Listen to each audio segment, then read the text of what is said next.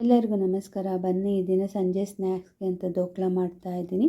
ಯಾರ್ಯಾರು ಹೊಸದಾಗಿ ನನ್ನ ಚಾನಲ್ನ ನೋಡ್ತಿದ್ದೀರೋ ಪ್ಲೀಸ್ ಸಬ್ಸ್ಕ್ರೈಬ್ ಮಾಡಿ. ಮೊದಲಿಗೆ ನಾನು 1 ಕಪ್ ಅಷ್ಟು ಕಡಲೆ ಹಿಟ್ಟನ್ನ ತೊಗೊಂಡಿದ್ದೀನಿ. 3 ಸ್ಪೂನಷ್ಟು ಮೀಡಿಯಮ್ ರವೆ, 3 ಸ್ಪೂನಷ್ಟು ಆಯಿಲು, 1 ಚಿಟಿಕೆ ಅಷ್ಟು ಉಪ್ಪು ಮತ್ತು 1 ಚಿಟಿಕೆ ಅಷ್ಟು ಅರಿಶಿನ ಸೇರಿಸ್ಕೊಂಡು ಸ್ವಲ್ಪನೇ ನೀರನ್ನ ಹಾಕ್ಕೊಂಡು ಮಿಕ್ಸ್ ಮಾಡ್ಕೊತಾ ಹೋಗಿ. 200 ml ಅಷ್ಟು ನೀರು ಹಿಡಿಯುತ್ತೆ ನೋಡಿ. ಈಗ ಎಲ್ಲ ಚೆನ್ನಾಗಿ ಮಿಕ್ಸ್ ಆಗಿದೆ.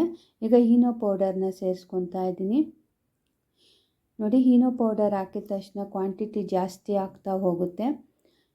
ಈನೋ ಪೌಡರ್ ಹಾಕಲಿಲ್ಲ ಅಂದರೆ ದೋಕ್ಲಾ ಚೆನ್ನಾಗಿ ಬರೋದಿಲ್ಲ ನೋಡಿ. ಈಗ ಎಲ್ಲ ಚೆನ್ನಾಗಿ ಮಿಕ್ಸ್ ಆಗಿದೆ. ಈಗ ಇದಕ್ಕೆ 1 ಸ್ಪೂನಷ್ಟು ಸಕ್ಕರೆನ ಸೇರಿಸ್ಕೊಂಡು ಅದನ್ನು ಸಹ ಚೆನ್ನಾಗಿ ಮಿಕ್ಸ್ ಮಾಡ್ಕೊತಾ ಇದ್ದೀನಿ.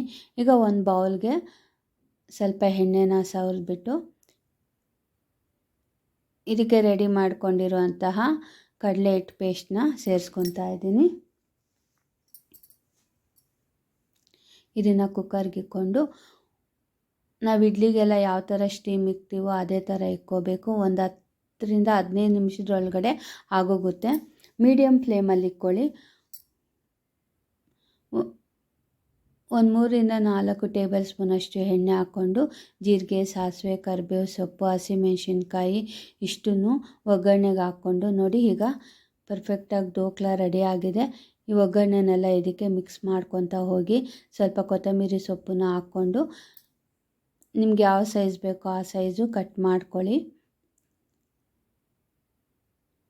ಒಳ್ಳೆ ಬರ್ಫಿ ಕಟ್ ಮಾಡ್ತಾರಲ್ಲ ಅದೇ ಥರ ನೋಡಿ. ತುಂಬ ಸಾಫ್ಟಾಗಿ ಸ್ಪಾಂಜಿಯಾಗಿ ಚೆನ್ನಾಗಿ ಬಂದಿದೆ. ನಾನು ಯಾವಾಗಲೂ ದೋಕ್ಲಾ ಮಾಡಬೇಕಂದ್ರೆ ಇನ್ಸ್ಟೆಂಟ್ ಪ್ಯಾಕೆಟ್ ತೊಗೊಂಡು ಬರ್ತಿದ್ದೆ. ಈ ದಿನ ನಾನೇ ಟ್ರೈ ಮಾಡಿದೆ, ತುಂಬಾ ಚೆನ್ನಾಗಿ ಬಂದಿದೆ ನೋಡಿ. ಈ ವಿಡಿಯೋ ನಿಮಗೆ ಇಷ್ಟ ಆದರೆ ಲೈಕ್ ಮಾಡಿ, ಶೇರ್ ಮಾಡಿ, ಸಬ್ಸ್ಕ್ರೈಬ್ ಮಾಡಿ.